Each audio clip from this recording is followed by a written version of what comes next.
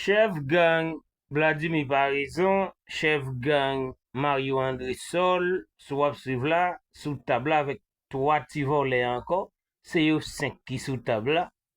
Y ap kreye moyen, y ap chache pou qui jan yo ka jwenn yon plan stratégique pour résoudre problème insécurité ya, pour résoudre crise là.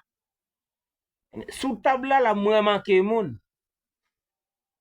Mwen gen moun qui t'a doué sous table ça là, ensemble avec yo, et puis pour ta prendre décision ça. Quand il s'agit de résoudre crise là, résoudre problème de sécurité ya, sous table ça manque moun. C'est moun qui manque yo m'vin ajouter.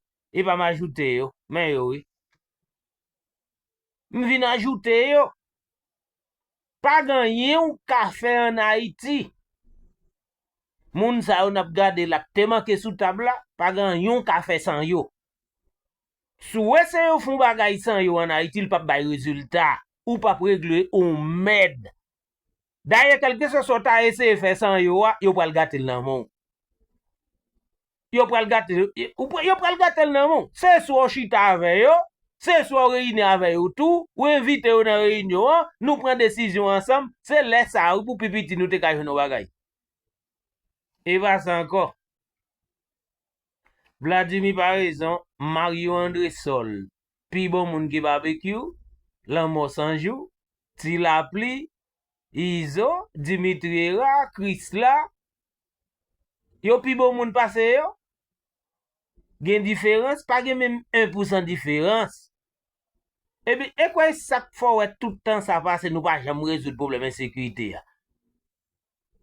Gon groupe bandi dans l'état qui pense le ka résoudre problème nan pour kol 100 groupe bandi vivant ensemble yo. Bon, c'est 2 groupes bandi nou ye. Hein? C'est 2 groupes bandi nou ye. Faut que nous travaillons ensemble. Si nous chacun prend les codes là nan bo pa nous pas jamais régler rien sérieux vrai. Pour qui raison sous table ça là, nous pas inviter Miskade, nous pas inviter Guy Philippe. Hein? Pour qui raison nous pas inviter Samuel Ganapé. Nous ka fon bagay en Haïti sans moun sa yo. Nous ka fon bagay en Haïti sans général nan vivant ensemble yo. N'a poussé kon nous là et pas gen différence entre nous avec bandi nan vivant ensemble yo, c'est même moun yo. C'est même moun yo. Vladimir Parizon DG la police la pa pi bon moun ke barbecue. Mario André Sol pa pi bon moun ke Lamo Sanjou, pi bon moun ke Jeff Gaulois. Tout net c'est gang.